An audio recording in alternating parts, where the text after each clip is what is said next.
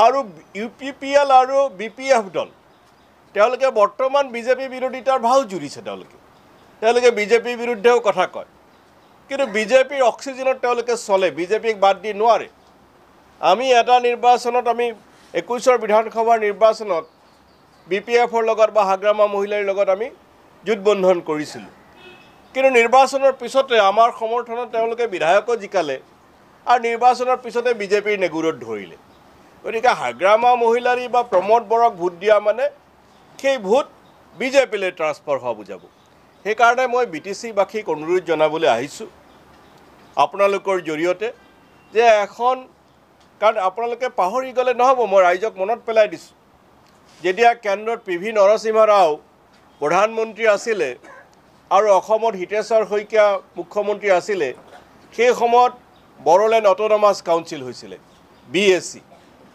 পৰৱৰ্তী কালত তৰুণ গগৈ ডাঙৰীয়া যেতিয়া মুখ্যমন্ত্ৰী হ'ল তেতিয়া আকৌ এখন চুক্তি হ'ল আৰু সেই চুক্তিত BACক অধিক ক্ষমতা দি অধিক পাৱাৰ দি BTC কৰা হ'ল আৰু সেই BTCত হাগ্ৰামা মহিলাৰীহঁতে নিৰ্বাচিত হৈ আহিলে আমিও ভাবিছিলোঁ যে বড়ো ৰাইজৰ নিজৰ প্ৰতিনিধি বড়ো আন্দোলনকাৰী নিজৰ প্ৰতিনিধিয়ে ক্ষমতা চলাওক কিন্তু তেওঁলোকে একো কাম নকৰিলে তেওঁলোকৰ কোনো আদৰ্শ নাই কিন্তু আমি BAC দিছিলোঁ কংগ্ৰেছে আমি BTC দিছিলোঁ কিন্তু এতিয়া বিজেপিয়ে যেটো BTR দিম বুলি কৈছিল আজিলৈকে BTRৰ নিৰ্বাচন পাতিব পৰা নাই গতিকে মই অকল হিমন্ত বিশ্ব শৰ্মাকে মিছলীয়া নকম হিমন্ত বিশ্বই কক মোদীয়ে কক অমিত শাহে কক সকলো মিছলীয়া কোনো প্ৰতিশ্ৰুতি ৰক্ষা কৰিব পৰা নাই আৰু প্ৰমোদ বৰা আগতে ইমান ডাঙৰ আন্দোলন কৰে এতিয়া কিন্তু BTR চুক্তিখন যে ৰূপায়ণ নহল সেই সম্পৰ্কত তেখেতৰ কোনো উচ্চ বাচ্য আমি শুনা নাপালো আনকি নিৰ্বাচনৰ সময়তো তেখেতে এই কথা কোৱাৰ সাহস নহল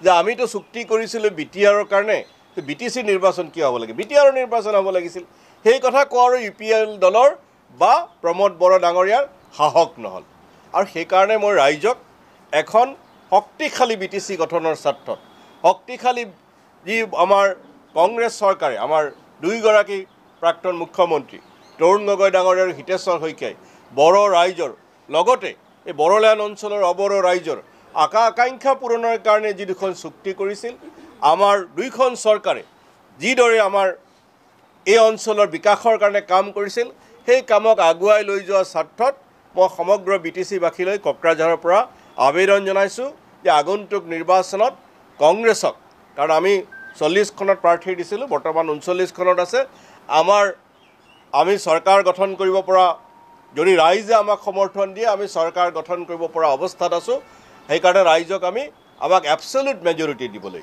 একক সংখ্যাগৰিষ্ঠতা দিবলৈ আমি আবেদন জনাইছোঁ চাওক মই জ্যোতিষী নহয় আৰু সকলো কথা নিৰ্ভৰ কৰিব জনতাৰ ওপৰত ৰাইজৰ ওপৰত মই ভাবোঁ যে ৰাইজে হাগ্ৰামা মহিলাৰীক দেখিলে তেওঁ ফেইল কৰিলে ৰাইজে প্ৰমোদ বৰক দেখিলে আৰু প্ৰমোদ বৰৰ যি প্ৰমোদ বৰৰ BTC বা BTR বিজেপি দল অংশীদাৰ আছিল এতিয়া তেওঁলোকে প্ৰমোদ বৰক গালি পাৰি আছে ভ্ৰষ্টাচাৰী কৈ আছে দুৰ্নীতিপৰায়ণ কৈ আছে তেওঁলোকে নিজে কৈ আছে দে আমি কোৱাটো বাদ দিয়ক গতিকে সেইখন চৰকাৰে কাম কৰা নাই আৰু বিজেপিৰ কথাটো হিমন্ত বিশ্ব শৰ্মাৰ কথাটো বিশ্বাসে কৰিব নোৱাৰি তেখেতে অলপ পিছত কৈ দিব অমিত শাহে যেনেকৈ জুমলা বুলি কয় তেখেতেও ক'ব যে এইটো নিৰ্বাচনী জুমলা আছিল নিৰ্বাচনৰ সময়ত ক'ব লাগে কাৰণে কৈছোঁ আপোনালোকক মনত পেলাই দিছোঁ ইয়াৰ আগৰটো BTC নিৰ্বাচনত হিমন্ত বিশ্ব শৰ্মাই প্ৰচাৰত আহি কৈছিলে যে তেওঁলোকক ভোট দিলে হাগ্ৰামা মহিলাৰীক জেলত ভৰাব কৈছিল নে নাই কওক হাগ্ৰামা মহিলাৰীক জেলত ভৰাম বুলি কৈছিল জেলত ভৰোৱা দূৰৰ কথা হাগ্ৰামা মহিলাৰীক এদিনত জেৰা কৰিল জানো বৰং হাগ্ৰামা মহিলাৰীৰ লগত পেচাপ কৰি ল'লে এতিয়াতো সংগপনে বিজেপিয়ে আশা কৰি আছে যে তেওঁলোকেতো নাপায়ে কিবাকিবিকে তেওঁলোকে হাগ্ৰামা মহিলাৰী বা প্ৰমোদ বড়ো দুইটাৰ লগতে মিলাই BTC চৰকাৰ গঠনৰ আশা কৰি আছে আৰু সেইকাৰণে আমি আশা কৰিছোঁ যেহেতু ৰাইজে BPFক দেখিলে ৰাইজে UPPLক দেখিলে আৰু প্ৰকাৰান্তৰে ৰাইজে বিজেপিকো দেখিলে সেইকাৰণে ৰাইজে এইবাৰ আমাক সমৰ্থন দিব বুলি আমি আশা কৰিছোঁ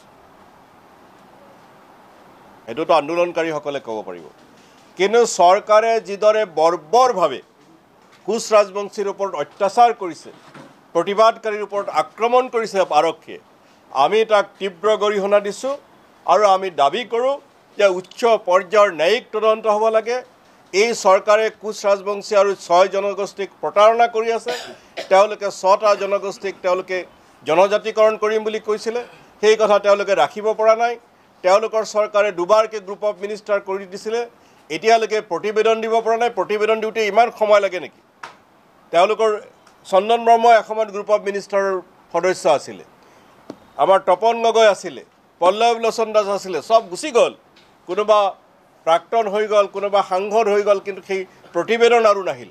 এই যে বিজেপিয়ে যে ইমান মিছা কথা কয়, ইমান আভুৱা বৰে, সদায় নিৰ্বাচন আহিলে মিছা প্ৰতিশ্ৰুতি দিয়ে, সেইবোৰ আমি পাহৰি গ'লোঁ। এতিয়া কোচ ৰাজবংশী ৰাইজৰ টেষ্ট পিবলৈ বিচাৰিছে। গতিকে আমি এই ঘটনাক অকল নিন্দা কৰাই নহয়, গৰিহণা দিয়াই নহয়, আমি উচ্চ পৰ্যায়ৰ ন্যায়িক তদন্ত বিচাৰিছোঁ।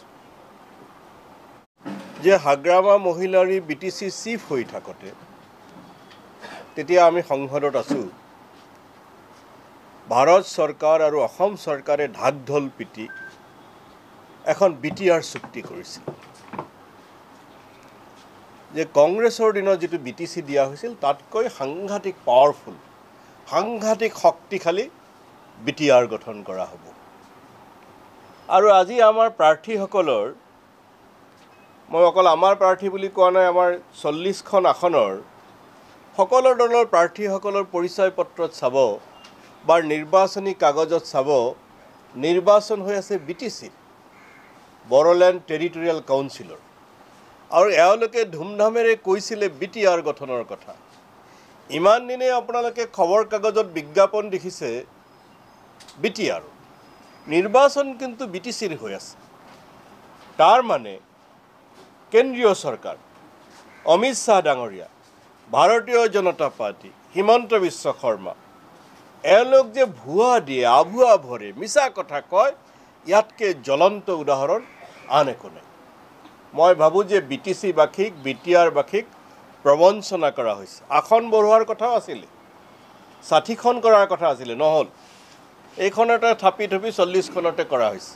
60খন কৰা হ'লে আৰু বেছি মানুহ MCLA হ'বলৈ সুযোগ পালেহেঁতেন, আৰু এফেক্টিভ BTR গঠন হ'লহেঁতেন। এতিয়া BTR দূৰৰ কথা, BTCৰ নিৰ্বাচন হৈ আছে। এতিয়া দেখিছোঁ যে আমাৰ মুখ্যমন্ত্ৰী খুব BTRলৈ আহি আছে, BTCলৈ আহি আছে, ঢাক ঢোল পিটি নাচি বাগি ভোট বিচাৰি আছে, নতুন নতুন কথা কৈ আছে। কিন্তু তেখেতক বিশ্বাস কোনে কৰিব? কাৰণ তেখেতসকলৰ নেতাসকলে যি BTR চুক্তি কৰিছিল, সেই চুক্তি আৰু প্ৰমোদ বড়ো ডাঙৰীয়া ডাঙৰ কথা কৈ লাভ নাই। 5 বছৰ বড়োলেণ্ড BTR বা BTC CEM হৈ ৰ'লে, কিন্তু তেওঁ কেন্দ্ৰীয় চৰকাৰ আৰু অসম চৰকাৰক বাধ্য কৰিব নোৱাৰিলে যে BTR চুক্তিখন বলবৎ হওক। যিজন মানুহে বাধ্য কৰিব নোৱাৰিলে, সেইজন মানুহে আকৌ যদি ভোট দিয়ে ৰাইজে, তেওঁ কি কৰিব পাৰিব? আৰু মুখ্যমন্ত্ৰী ডাঙৰীয়াৰ কথাৰ কোনো ভেলু নাই। তেখেতে অসমৰ জনতাক এনেকুৱা এটা ধাৰণা দিছিল যে 10 ছেপ্টেম্বৰত এটম বম, হাইড্ৰজেন বম কিবা ফুটি যাব। কিন্তু কাৰ্যক্ষেত্ৰত কি দেখা গ'ল? আমাৰ মুখ্যমন্ত্ৰীয়ে কথাৰ প্ৰতি প্ৰেছ কনফাৰেন্স কৰে, টুইট কৰে, ফেচবুক কৰে। 10 ছেপ্টেম্বৰত কিন্তু তেখেত নীৰৱ। এতিয়া তেখেতে কেবিনেট বৈঠকলৈ ঠেলি দিছে, কাৰণ SITয়ে বিশেষ একো নাপালি। পুৰণা যিখিনি কথা সেইখিনিয়ে কৈ থাকিব, সেইকাৰণে পিছুৱাই দিছে। তদুপৰি মই এই কথা বুজি নাপাওঁ, যিখিনি কথা কালি সামাজিক মাধ্যম বা প্ৰেছত আহিছে, যে এগৰাকী ব্ৰিটিছ নাগৰিক, হয় আমাৰ সাংসদৰ বা আমাৰ প্ৰদেশ কংগ্ৰেছৰ সভাপতিৰ তেখেতে জীৱন সংগিনী, কিন্তু এগৰাকী ব্ৰিটিছ নাগৰিক সন্দৰ্ভত অসম চৰকাৰে কেনেকৈ SIT গঠন কৰিব পাৰে? কাৰণ অসমত তেখেত নাথাকে, অসমৰ জুৰিছডিকশ্যনৰ ভিতৰত তেখেতে কাম নকৰে, অসমৰ বোৱাৰী হয়, কিন্তু অসমত তেখেত নাথাকে, অসমৰ জুৰিছডিকশ্যনৰ ভিতৰত তেখেত কাম নকৰে। গতিকে যদি দেশৰ নিৰাপত্তাজনিত কিবা স্বাৰ্থ উলংঘা হৈছে, সেই কাম ভাৰত চৰকাৰে কৰিব লাগে বা দিল্লী পুলিচে কৰিব লাগে। সেইটো কাম নকৰি অসম পুলিচে কৰিছে। আমাৰ মুখ্যমন্ত্ৰীয়ে যে মিছা কথা কয়, সেই কথা অসমৰ মানুহৰ আৰু জানিবলৈ বাকী নাই। সেইকাৰণে BTCবাসীয়েও এই মুখ্যমন্ত্ৰী হিমন্ত বিশ্ব শৰ্মাক কোনো কাৰণত বিশ্বাস কৰিব নালাগে।